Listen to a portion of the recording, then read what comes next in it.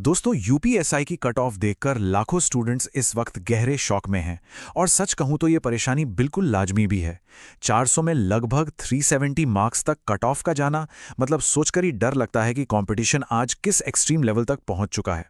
तो चलिए आज के इस एनालिसिस में सीधे इस मुद्दे पर आते हैं और गहराई से समझते हैं कि इस अनएक्सपेक्टेड कट ऑफ के पीछे का असली गणित क्या है और सबसे ज़रूरी बात, इसका आपके यूपी होमगार्ड 2026 एग्जाम पर क्या और कैसा असर पड़ने वाला है।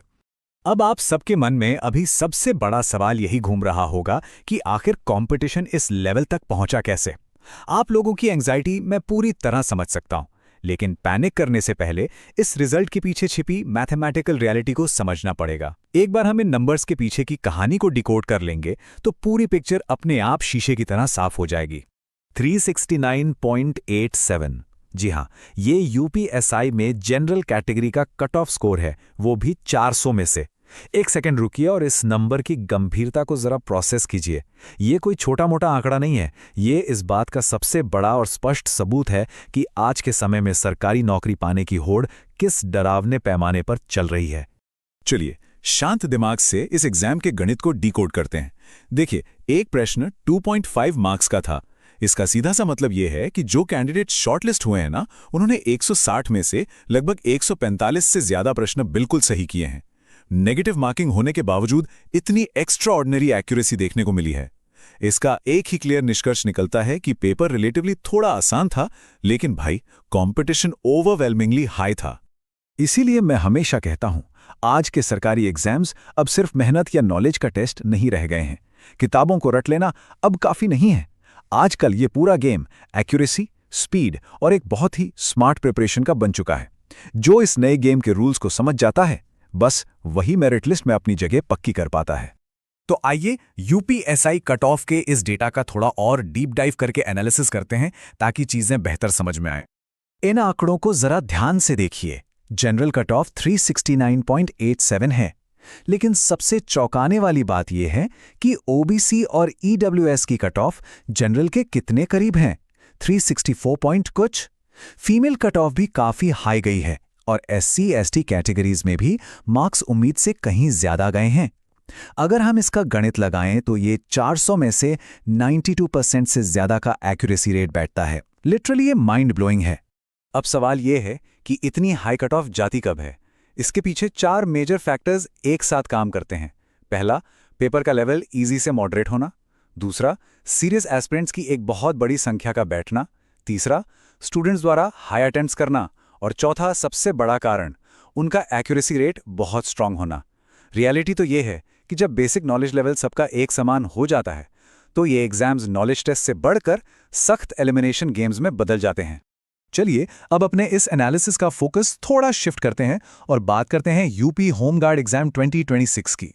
जैसा कि आपको पता ही है, यूपी होमगार्ड की लिखित परीक्षा 25, 26 और 27 अप्रैल को टोटल 6 शिफ्ट्स में आयोजित हुई थी। अच्छी बात यह है कि इसका क्वेश्चन पेपर और प्रोविजनल आंसर की अब ऑफिशियल वेबसाइट के साथ साथ टेक्स्ट बुक और बैंकर्स अड्डा जैसे प्लेटफॉर्म्स पर भी आ चुकी है। आपके पास 10 मई तक का टाइम है अपने ऑब्जेक्शंस दर्ज करने का, तो इस डेट को भूलिएगा मत। एग्जाम के बाद जो रिव्यूज सामने आए हैं वो ये कंफर्म करते हैं कि पेपर का लेवल लगभग 10वीं 12वीं स्टैंडर्ड का जरूर था, लेकिन ये काफी ट्रिकी था। खासकर जनरल स्टडीज यानी जीएस का सेक्शन लेंदी और कंफ्यूजिंग लगा। स्टेटमेंट बेस्ड क्वेश्चंस ने काफी उलझाया, जिसकी वजह से लगभग हर शिफ्ट में स्टूडेंट्स को टाइम मैनेजमेंट का बड़ा इशू फेस करना पड़ा। अब यहीं से आती है पते की बात। आइए एसवाई और होमगार्ड एग्जाम के बीच एक रियल और लॉजिकल कंपैरिजन करते हैं, जिससे आपका सारा पैनिक यहीं खत्म हो जाएगा। इन दोनों एग्जाम्स का नेचर बिल्कुल अलग रहा है। एक तरफ यूपीएसआई है, पेपर रिलेटिवली आसान आया, स्कोरिंग हाई रही और कंपटीशन तो मैसिव था ही। वहीं दूसरी तरफ अपना यूपी होमगार्ड है, यहां पेपर कंपैरेटिवली टफ और उलझाने वाला था। इस वजह से नेचुरली यहां एक्यूरेसी कम रहने की संभावना है और एवरेज अटेम्प्ट्स भी पहले से कम हुए हैं। आसान एसआई पेपर की तुलना इस ट्रिकी होमगार्ड पेपर से करना तो बस वही बात हो गई कि आप सेब की तुलना संतरे से कर रहे हैं। अब जरा नॉर्मलाइजेशन के गणित को भी समझ लीजिए। जब कोई पेपर यूनिवर्सली सबके लिए टफ होता है ना, तो नॉर्मलाइजेशन का फॉर्मूला यूज होता है ताकि अलग अलग शिफ्ट्स को बैलेंस किया जा सके। एक सच्चाई जान लीजिए, टफ पेपर होने पर नॉर्मलाइजेशन एवरेज स्कोर की डिस्ट्रीब्यूशन को प्राकृतिक रूप से थोड़ा नीचे ही ले आता है। यही वजह है कि होम गाइड की कट ऑफ उस एक्सट्रीम लेवल तक जाएगी ही नहीं। तो अब आते हैं उस चीज पर जिसका आप सब बेसब्री से इंतजार कर रहे थे, होम गार्ड एग्जाम का एक्सपेक्टेड सेफ स्कोर। और ध्यान रहे, हम यहां एकदम रियलिस्टिक बात करेंगे, कोई हवा में बातें नहीं। देखिए, होमगार्ड परीक्षा 100 मार्क्स की थी और इसमें कोई नेगेटिव मार्किंग नहीं थी। चूंकि पेपर काफ़ी टफ रहा है, इसलिए जनरल कैटेगरी के लिए एक सेफ स्कोर कहीं ना कहीं 50 से 55 के मिड में ही दिखाई देता है। और पेपर की डिफ़िकल्टी को देखते हुए रिजर्व कैटेगरीज जैसे ईडब्ल्यूएस और ओबीसी के लिए आप जनरल से 3 से 4 मार्क्स कम कर लीजिए। यानी इनके लिए 47 से 51 मार्क्स का ब्रैकेट बिल्कुल सेफ लग रहा है।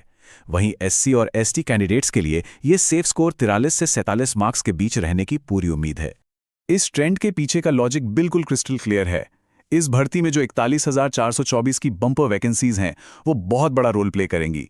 जनरल का स्कोर हमेशा हाईएस्ट ही रहेगा, ओबीसी और ईडब्ल्यूएस में एक बहुत क्लोज फाइट देखने को मिलेगी और एससी एसटी की रेंज तुलनात्मक रूप से कम रहेगी। पर सबसे बड़ी बात यही है कि इन मैसिव वैकेंसीज और पेपर की डिफिकल्टी को देखते हुए कट ऑफ किसी भी हाल में एसआई जैसे एक्सट्रीम आंकड़ों को नहीं छुएगा। अब आती है बात आपके आगे के कदम की। मैं आपको एक बिल्कुल प्रैक्टिकल और रियलिस्टिक गाइडेंस देना चाहता हूं। अगर आप एग्जाम देके निकले और आपको लगा कि पेपर टफ था, तो प्लीज पैनिक मत कीजिए। एक बहुत सिंपल सी बात अपने दिमाग में बिठा लीजिए, पेपर सिर्फ आप अकेले के लिए टफ नहीं था।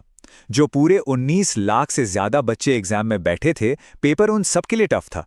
आपका असली सेफ्टी नेट यहां आपकी रिलेटिव परफॉर्मेंस ही होती है।